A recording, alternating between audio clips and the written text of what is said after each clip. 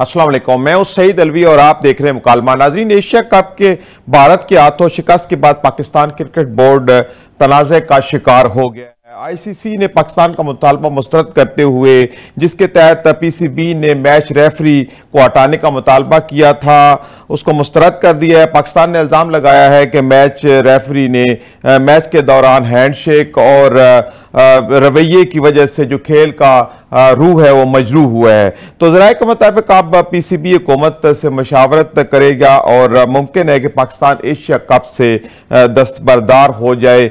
दूसरी जानब दुबई में खेले गए पाक भारत मैच में कौमी टीम की बैटिंग और बॉलिंग दोनों महाज पर नाकाम रही और 128 रन का हदफ भारत ने बासानी 16 ओवर्स में हासिल कर लिया। इसी हवाले से तफसीली बातचीत करेंगे। मुझे मुकालमा में ज्वाइन किया है स्पोर्ट जर्नलिस्ट नसीम राजपूत और मही शाह साहब ने। आप दोनों को प्रोग्राम में खुशामदीद। नसीम राजपूत साहब, आप बताइए कि जो मैच सर मैं एक तो माजरत चाहूंगा, मोई साहब मेरे बहुत सीनियर हैं, उनसे आगाज कीजिए। जी, बहुत शुक्रिया मोई शाह साहब, वेलकम टू प्रोग्राम। मोई शाह साहब, आईसीसी ने पाकिस्तान का मुतालबा मुस्तरद कर दिया है रेफरी तब्दील करने का, तो क्या ये फैसला खेल की गैर जानिबदारी पर एक सवालिया निशान उठता है? देखिए, अगर आप पहले तो राजपूत साहब का बड़ा शुक्रिया, उन्होंने सीनियर होने के नाते मुझे मौका दिया। आप डिजर्व करते हैं सर। जी नहीं, सो नाइस सर। देखिए, ये अगर हम एक्सपेक्ट कर रहे थे कि ये आईसीसी पाकिस्तान क्रिकेट बोर्ड के हक में या पाकिस्तान क्रिकेट बोर्ड की कंप्लेन में उनके हक में डिसीजन देगा, तो ये बड़ी गलतफहमी थी। इस तरह की कोई बात नहीं होती। देखिए, जब आपने एक दफा मैच रेफरी अपॉइंट कर दिए, आपको शिफ्ट तो कर सकते हैं, चेंज कर सकते हैं, सस्पेंड करना या उनको पुल आउट करना वो नामुमकिन होता है। सही। और दूसरा, देखिए, बड़ी सिंपल सी बात है, आप ये जो एशिया कप है ये एशियन क्रिकेट काउंसिल के अंडर हो रहा है। ये किसी आईसीसी का इवेंट नहीं, ये एससीसी का इवेंट है। जी। हमारे मोहसिन नकवी साहब एससीसी के चेयरमैन है, वो बड़े आराम से मुख्तलिफ और तरीके इस्तेमाल कर सकते थे इनके खिलाफ डिसिप्लिनरी एक्शन लेने का। सही। सबसे बड़ी बात थी कि उनको फौरन एक ऐसी कमेटी तश्कील देनी चाहिए थी कि जो उस दिन जो हालात और वाकयात हुए, जो इंडिया प्लेयर्स की जो मतलब है लो लेवल की उन्होंने जो हरकत की हैं, उनको सबको मद्देनजर रखते हुए उस कमेटी को ये इख्तियार देना चाहिए था कि आप क्या देखें कि क्या गलत हुआ, क्या सही हुआ, रिपोर्ट सबमिट करें टू द चेयरमैन आईसीसी। सही। लेकिन एससीसी के चेयरमैन साहब ने ये न किया। हम अगर एक्सपेक्ट करें आईसीसी अब पाकिस्तान के हक में कोई डिसीजन करेगा, जो आईसीसी पूरा इस वक्त इंडियन लॉबी के कंट्रोल में है, वहाँ के चीफ एग्जेक्टिव इंडियन है, वहाँ के चेयरमैन इंडियन है, वहाँ के अक्सर ऑफिशियल जो वहाँ काम करते हैं वो इंडियन है, तो इस तरह ये मुमकिन था ही नहीं। यही डिसीजन वहाँ से आना था। हाँ, अभी हो सकता है कि जो चले पाकिस्तान के मैच में किसी और मैच रेफरी को रख ले, ये एट द मोस्ट आईसीसी कर लेगा और कुछ भी नहीं हो सकता। सही। अच्छा नसीम राजपूत साहब, आप क्या समझते हैं कि आईसीसी की तरफ से जो मुतालबा मुस्तरद किया गया है, मोई शाह साहब का कहना है कि ऐसा मुमकिन नहीं था कि ऐसा हो सके टेक्निकली, तो आप क्या समझते हैं इस मामले पे, क्या कहना चाहेंगे? देखिए, अगर आप इखलाकी तौर पे देखें तो भारत की जानिब से ये कोई हरकत बेहतर नहीं थी, बहुत ही खेल के रूह के खिलाफ थी। लेकिन कानूनी तौर पे अगर देखें तो वो कोई बाउंड नहीं थे आपसे हाथ मिलाने के लिए। जो उन्होंने जब बीसीसीआई का डिसीजन आया तो उन्होंने ये बात क्लियर की। और सबसे बड़ी चीज ये कि सर, अगर वो हाथ नहीं मिलाना चाहते तो फिर हमें हाथ बढ़ाने की क्या जरूरत है? आप ग्राउंड में परफॉर्म करें, अच्छा परफॉर्म करें। लेकिन हमसे ग्राउंड में भी परफॉर्म नहीं हुआ जो हम एक्सपेक्ट कर रहे थे। लेकिन हम इस इश्यू की जाने बातें। जी। देखिए, मुई भाई ने बहुत अच्छी बात कही कि अगर एसीसी के सरबराह खुद मोहसिन नकवी साहब हैं तो उनके पास फिर कितनी अथॉरिटी है, कितनी नहीं है कि एसीसी के सरबराह जो है एसीसी के इवेंट में आईसीसी से बात कर रहे हैं। सही भाई, आईसीसी से बात कर रहे हैं, या मेलबोर्न क्रिकेट क्लब को आपने लिखा है जो लॉ बनाती है, वहां सरबराह भी जो है वो इंडियन बैठे हैं, गंगुली। यहाँ पर बात करें तो जय शाह साहब बैठे हुए। सही। तो आपके लिए जहां पर आप अप्लाई कर रहे थे या जहां अपनी प्ली लेकर गए थे, वहां से आपको सुनवाई नहीं होगी। आप भी 99% ये बात जानते थे। सही। देखिए, एशिया कप के राइट्स जो $170 मिलियन के बिके, जी, वो जय शाह साहब ने बेचे थे जिस वक्त वो ACC के सरबराह थे, और ये 2024 से लेके 2031 तक के। ठीक है। और उस बाउंडिंग के तहत सही इंडियन टीम खेलने के लिए आई है, वरना ना तो उनकी आवाम चाहती थी, जी बिल्कुल ठीक है, जी बिल्कुल ठीक है। नसीब राजपूत, इरफान ज़हीर साहब ने भी हमें ज्वाइन किया। इरफान ज़हीर साहब, मुकालमा में खुशामदीद। जी बहुत शुक्रिया जी, थैंक यू। नसीब, इरफान ज़हीर साहब, यहाँ पे बातचीत सिलसिला जारी है कि ICI ने पाकिस्तान का मुतालबा जो है मुस्तरद कर दिया है। रेफरी के हवाले से रेफरी चेंज नहीं किया और फिर हाथ भी नहीं मिलाया गया, और रेफरी के रवैये के हवाले से कोई सवालात उठाए पाकिस्तान ने। तो आप क्या समझते हैं कि ये क्या मामला हुआ है और इसके ऊपर किस तरह एक्शन ले जाना चाहिए था? देखिए, जहाँ तक इसकी बात है शेक हैंड की, ये मॉरल ग्राउंड के ऊपर चीज है। ये जो कस्टम है ये आपको समझना पड़ेगा, ये बाय लॉ नहीं है कि shake hand pre match captain करते हैं या पोस्ट मैच पूरी टीम एक दूसरे को एम्ब्रेस करती है। सही, ये ट्रेडिशन है, ये बाय लॉ इसके ऊपर कोई आप उनके ऊपर इम्प्लीकेशन नहीं लगा सकते। ठीक है। हाँ, आप जिससे बात कर सकते हैं, पॉइंट ये है कि जो उनके मैच रेफरी ने उनका साथ दिया और उसने मना किया क्योंकि उसको पार्टी नहीं बनना था, वो न्यूट्रल आदमी था। सही, ये एक पॉइंट है।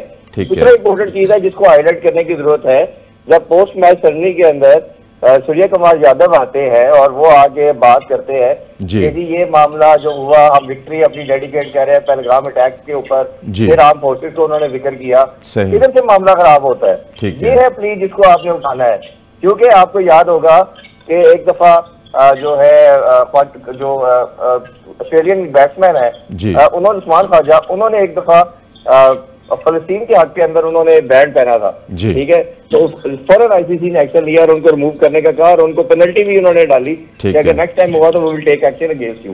इसी तरह फर्दर मोर कि अगर आप देखें तो फिर इसी तरह एक दफा मुझे याद पड़ता है धोनी ने आर्मी की कैप पहनी थी, उस पर भी ICC ने एक्शन लिया था। तो ICC की सेंसिटिव आइडेंटिटी के ऊपर बहुत बात है कि ICC को क्या बात करनी है आपने, कि यहाँ उन्होंने अपनी अथॉरिटी को किस तरह रखना है। जैसे ओलंपिक्स की बात करते हैं हम, यहाँ हम फीफा की बात करते हैं कि ये इंडिपेंडेंट बॉडी है, क्योंकि पूरी दुनिया के आगे मजाक बन चुका है कि जो BCCI और ICC है एक ही बॉडी के दो नाम है।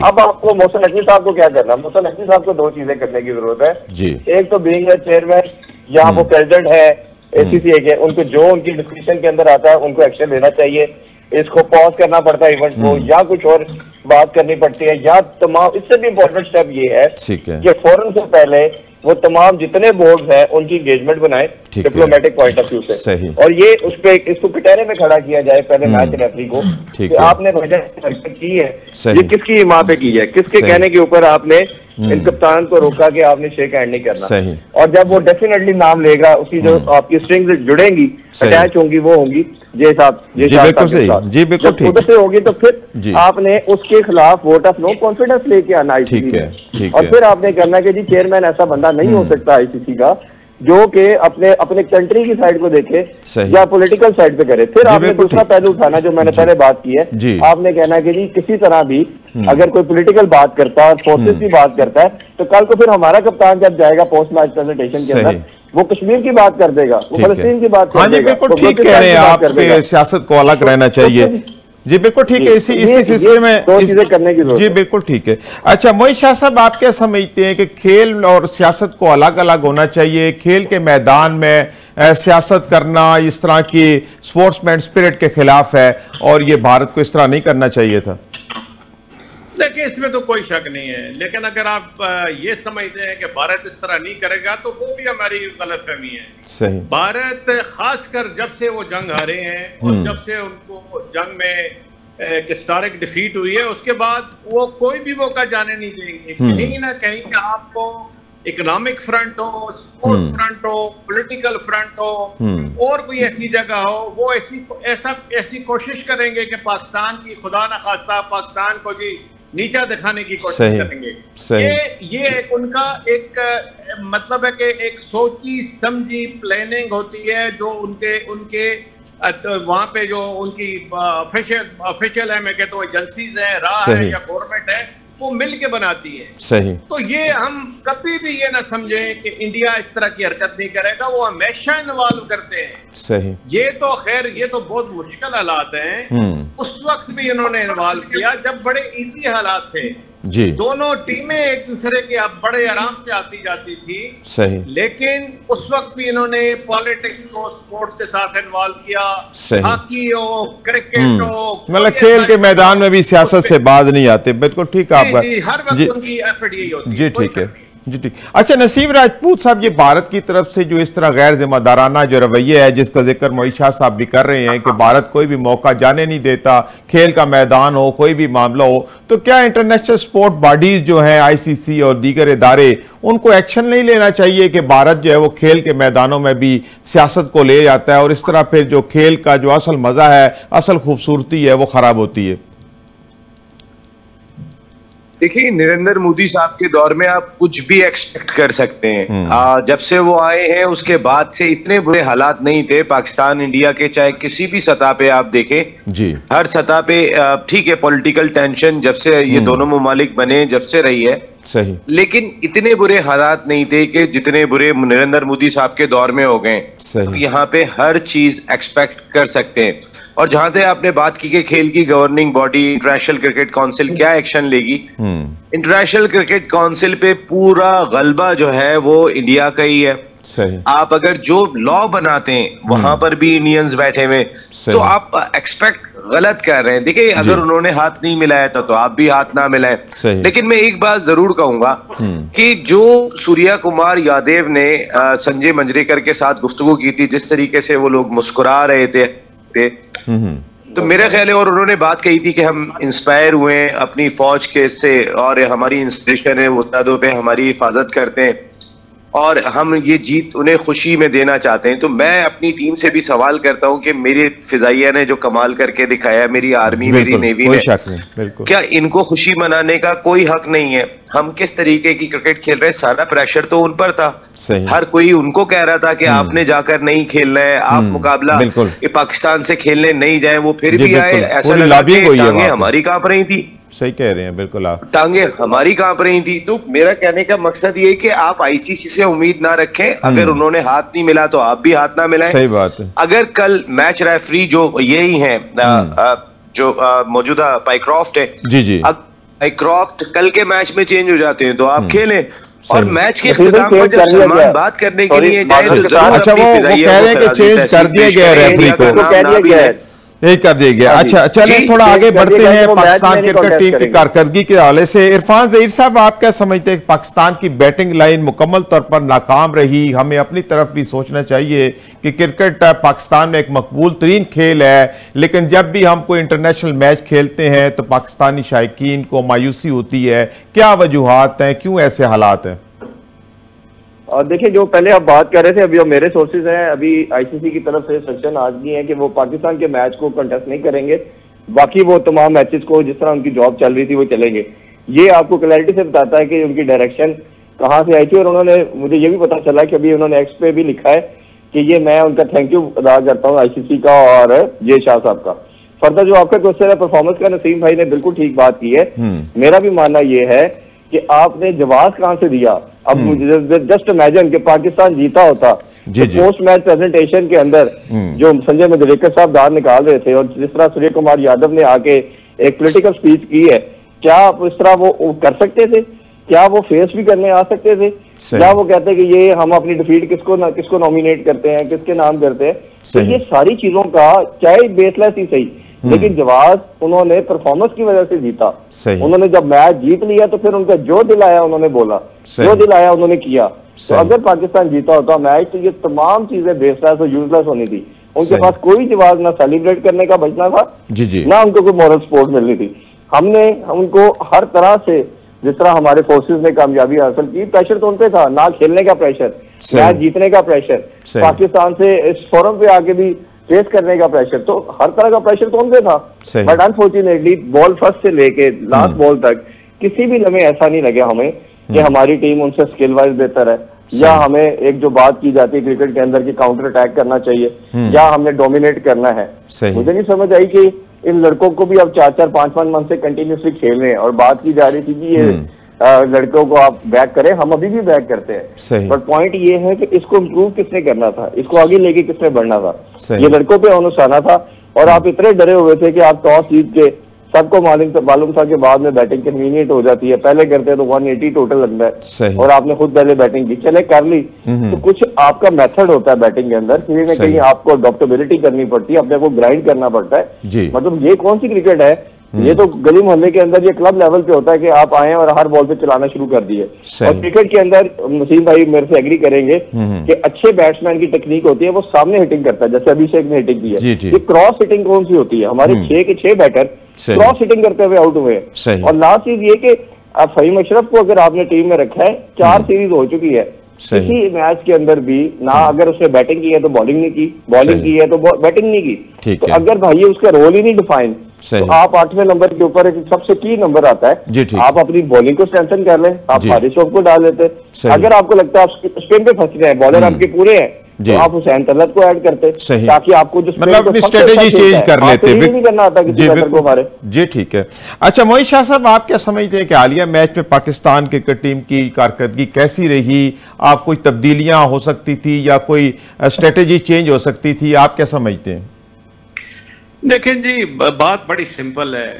पाकिस्तान टीम को बहुत मैं कहता हूं कि अपॉर्चुनिटी मिली, बहुत बड़ी अपॉर्चुनिटी मिली कि वो ट्राई सीरीज उन्होंने खेली। सही। उन्होंने कोई 5 से 6 दिन का कैंप जाके अबू धाबी में लगाया, दुबई में, दुबई स्पोर्ट्स सिटी की प्रैक्टिस ग्राउंड पे लगाया। सही। उनको पूरा मौका दिया गया कि वो एनवायरनमेंट के साथ टैली कर लें अपने आप को, और इसके बावजूद वो परफॉर्मेंस जो इतना आप अगर 10 दिन 15 दिन आप मैच भी खेलते हैं, कॉम्पिटिटिव क्रिकेट भी खेलते हैं, फिर आप वहां पे ट्रेनिंग भी करते हैं, एटमॉस्फेयर से सारा इंक्लाइन हो जाते हैं, अपने साथ उनको एटमॉस्फेयर के साथ जुड़ जाते हैं जी। और फिर भी अगर आपसे परफॉर्मेंस नहीं आती तो there is something seriously wrong with your strategy making and planning. Then सही वो क्या है कि देखिए, हम पाकिस्तान का जो थिंक टैंक है वो प्लेयर टू प्लेयर काम करता ही नहीं है। मतलब उनको समझ नहीं है कि हम इंडिया से खेल रहे हैं, तो इंडिया का अभिषेक शर्मा किस तरह आउटकम कर सकते हैं, सूर्या कुमार को किस तरह आउट कर सकते हैं, तिलक वर्मा को किस तरह आउट कर सकते हैं, उनका जो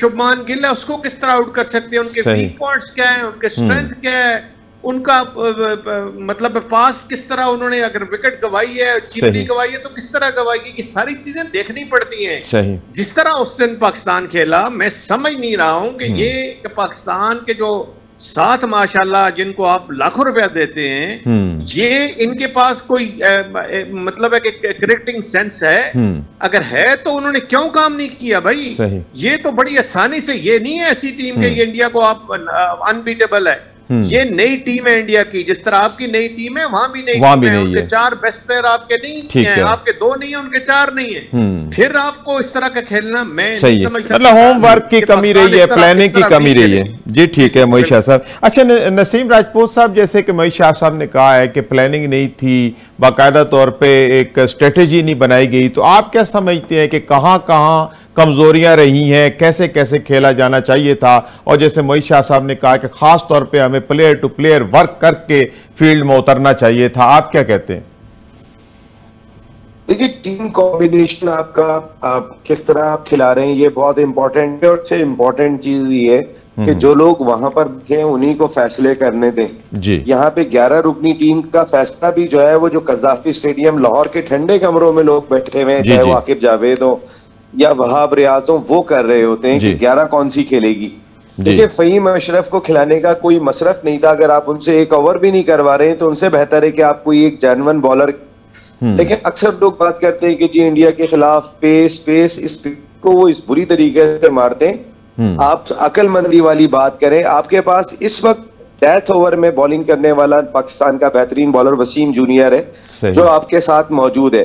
उसके यॉर्कर, स्विंग यॉर्कर, वो रन रोकना भी जानता है। आप जब आप पे प्रेशर डेवलप हो रहा था, फिर आपके कप्तान जिनकी टीम में जगह नहीं बनती, माजरत के साथ, अगर हम बाबर आजम को 129 के स्ट्राइक रेट पे क्रिटिसाइज करते हैं तो इनका तो 115-16 है। सही। तो ये कप्तान बने हुए। अच्छा, वो टीम को क्या उठाएंगे कि आपने देखा होगा वो खुद एक बगलोल की तरह खड़े हुए थे। मैं इंडिया के मैच में हम सबको तकलीफ हुई है वो कोई ऐसा लग रहा था कि किसी च्युइंगम के इश्तिहार में आए हुए, कप्तानी करने के लिए नहीं आए हुए, बस सिर्फ च्युइंगम चबाए जा रहे थे और वो जो बलून बनाए जा रहे थे, जब प्रेशर हो रहा था तो वो प्रेशर रिलीज कर रहे थे। भाई ये काम घर पे बैठ के कर लो, आपने ग्राउंड में लीड कर करने आने, दुनिया अपनी स्ट्रैटेजी बदलती है। नवाज इन फॉर्म बैटर था, अगर साहबजादा फरहान खड़ा था तो 5 पे आपको आने के बजाय आपको नवाज को भेजना चाहिए था। आप पीछे फहीम अशरफ एक लेफ्ट हैंडर आपके पास मौजूद था, आपकी कोई प्लानिंग नहीं है। साइम अयूब ने 2 आउट करके दिए थे, आपने पावर प्ले का आखिरी ओवर नवाज से करवा दिया।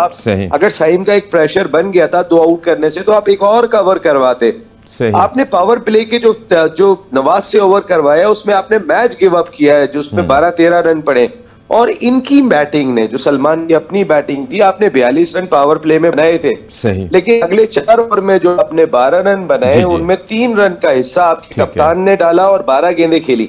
वो पाकिस्तान को ऐसे प्रेशर में डाल के गए थे, 100 रन बनाना भी मुश्किल हो गए थे और 20 ओवर खेलना भी मुश्किल हो गए थे। शुक्रिया अदा करें शाहीन का और सुफियान मुकीम का। सही जी, बिल्कुल ठीक है। अच्छा इरफान ज़हीर साहब, जैसे कि सूरत-ए-हाल अभी सारी नसीम राजपूत साहब बता रहे हैं, पहले मोईन शाह साहब ने ये बताई है कि हमारी क्रिकेट टीम की जो सूरत-ए-हाल है वो बड़ी मखदूश है, इस वजह से शायकीन को भी यहाँ काफ़ी परेशानी का सामना रहता है। वो जैसे मोईन शाह साहब कह रहे हैं कि बाहर जाके हमने ट्रेनिंग कैंप भी किए, सारा कुछ भी है, इतने पैसे भी हैं, तो आप क्या समझते हैं कि किस तरीके से हम अपने क्रिकेट टीम का जो कुलिया है वो दुरुस्त कर सकते हैं ताकि बेहतर खेल परफॉर्म कर सकें?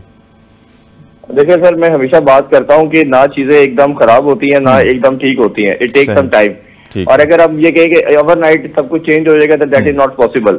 इसका तरीकाकार बड़ा सिंपल है, फंडामेंटल पे जाना पड़ेगा। फंडामेंटल क्या है? दुनिया की तमाम टॉप टीयर की टीम जो है वो डोमेस्टिक खेलती है। आपने अपने 4 सालों में 4-5 दफा अपना डोमेस्टिक का स्ट्रक्चर चेंज किया। पहले सबसे बड़ी रीजन बनी जब आपने डिपार्टमेंट्स को बंद किया, फिर अभी आपका अंडर 19 का 3 डे नहीं है, फिर हमने देखा कि आपने वो चैंपियन कप लेके आ गए, मेंटोर्स को पैसे दिए, वो खत वाइंड अप करके चले गए। तो जब आप अपने सिस्टम की छेड़खानी करेंगे, मजाक करेंगे, नाअहल लोग आएंगे जो सिस्टम को हाईजैक करके अपनी दिहाड़ियां लगाएंगे, पैसे लेके वो रफू चक्कर हो जाएंगे, तो फिर ये आपका सिस्टम जब पूरे का पूरा डिरेल होता है। और साथ इसके जहाँ ये सारी तबाही हुई 4-5 साल के अंदर, मुझे लगता है, ये मैं हमेशा हर फोरम पे कहता रहा हूँ, जब आपके कुछ सर्टन लोगों ने आगे सिस्टम को हाईजैक किया था, उन्होंने जब सरफराज को कप्तानी से हटाया था, जो आपकी टीम को 2 साल से नंबर 1 रखा था T20 में, that was the first day जब आपका डिक्लाइन शुरू हुआ। और ये आपने जो सर्टन एक माइंडसेट उस टाइम पूरे बोर्ड को और हमारी क्रिकेट को जिसने हाईजैक किया था, और अभी भी वो दिहाड़ियां लगाते रहे, अभी रिसेंट पास में भी, और अभी भी वो तैयार है टीम की दोबारा कोचिंग के लिए भी। उधर से आपका प्रॉब्लम शुरू हुआ। जब तक आप लोगों को अकाउंटेबल नहीं ठहराएंगे, जो इस तरह के क्रिमिनल अप्रोच के लोग आके आपके सिस्टम के साथ इंटेलेक्चुअल डिसऑनेस्टी करते हैं, उनको आप इजाजत देंगे करने की, तो फिर आपको ऑब्वियसली कुछ नहीं कर सकते। और ये मैं लास्ट चीज मैं कहता, चलो ये क्रिकेट नहीं है, ये पूरी नेशन को यूनाइट करती है, ये क्रिकेट से बहुत बियॉन्ड चीज है। तो ये आप सबको ये सोचना है, ये तमाम स्टेक होल्डर, खासतौर पर पीएम साहब जो पैटर्न इन चीफ है, खुदारा अहल लोगों को अपॉइंट किया करें। ये एक स्पोर्ट के तौर पर मत लें कि जी हार गया, ये अल्लाह ना करे, गॉड फॉरबिड, ये चीजें जिस डायरेक्शन की तरफ है। इसी तरह आपका जो हॉकी का डिक्लाइन देखा, जी बिल्कुल सही कह रहे हैं आप, खेलों के मामलात बड़े खराब है पाकिस्तान के अंदर, खासतौर पर क्रिकेट के अंदर। अच्छा मोईन शाह साहब, आप क्या कहते हैं कि किस तरह के इकदामात फौरी जरूरत है जिससे क्रिकेट के खेल को बचाया जा सकता है? देखें, ये तो एक जनरल डिस्कशन बन जाएगी कि खेलों के हालात कैसे हैं। नहीं, हम स्पेसिफिकली क्रिकेट की बात करते हैं, 2-3 कुछ ऐसे हमें इकदामात से आगाह करें। नहीं देखें, ये वही बात है कि ये क्विक फिक्स वाली बात नहीं है पाकिस्तान क्रिकेट में। सही, सिस्टम डेवलप नहीं होता, हम पर्सनैलिटी पे चले जाते हैं, हम सिस्टम डेवलप नहीं करते। सिस्टम डेवलप का क्या है कि जब आप आगे का सीनियर प्लेयर चला जाता है तो उसको रोने के बजाय आप पीछे, आपके पास बैकअप ऐसा तैयार होना चाहिए कि उस जगह फिट हो जाए। बिल्कुल सही कह रहे हैं। और हम रोते रहते हैं जी कि वो चले गए, भाई फिर चले गए, वो जवेद मियांदाद जैसे प्लेयर भी माशाल्लाह चले गए। अब किसी न किसी को किसी न किसी वक्त और किसी न किसी फॉर्मेट में तो जाना है। सही बात। अब वो अगर चले गए तो हमें चाहिए कि बैकअप आपका ऐसा तैयार हो। अब विराट कोहली नहीं है वहां पे, रोहित शर्मा नहीं है वहां पे, पांट नहीं खेल रहे वहां पे, जडेजा नहीं खेल रहे, भाई उनके भी तो प्लेयर नहीं खेल रहे ना। हमारा सिस्टम डेवलप नहीं हुआ, हमने सिस्टम से प्लेयर निकाले नहीं है, हमने उनको टफ क्रिकेट दी नहीं है। हम खेलते रहे हैं, हम अपनी ऐसी क्रिकेट यहाँ पे डोमेस्टिक स्ट्रक्चर में खेलते हैं जो कंपेटिटिव नहीं होती। सही। और उसमें प्रॉब्लम ये होता है कि उसमें जो आपके जो टॉप खासकर बैट्समैन हैं उनको वो एनवायरनमेंट्स नहीं मिलती कि वो अपने आप को टफ कर सकें, बना सकें। फिर आपकी कोचिंग, सारे आपके कोच, मैं इसलिए मैं आपको ये बात कर रहा हूँ कि मैं सालों साल से, और मेरे ख्याल 4 डिकेड होने वाले हैं मैं इस सिस्टम से जुड़ा हूं और मैंने इस पे लिखता रहा हूं। हमारे सारे कोचेस डोमेस्टिक में जो हैं तकरीबन मैं समझता हूं 70 to 80% वो नालायक हैं। सही। वो सिफारिशी हैं, वो सिस्टम से नहीं आए हुए। वो सिफारिश से पास होके ग्रेड 1 ग्रेड 2 वो ये सारे लेवल उन्होंने क्लियर किए हुए, लेवल 1 लेवल 2। जी बहुत शुक्रिया मोहित शाह साहब, आपकी बात बिल्कुल ठीक है कि सिस्टम की बिल्कुल ओवरऑलिंग जरूरी है, बैकअप पे प्लेयर जरूरी है, पूरा सिस्टम होना बहुत जरूरी है। जी नाज़रीन, यहाँ पे वक्त हुआ एक ब्रेक का। मैं इरफान ज़हीर, नसीम राजपूत और मोहित शाह साहब का बेहद मशकूर हूँ जिन्होंने वक्त निकाला और प्रोग्राम में शामिल हुए। नाज़रीन, यहाँ पे वक्त हुआ एक ब्रेक का, हाजिर होते छोटे से वक्फे के बाद।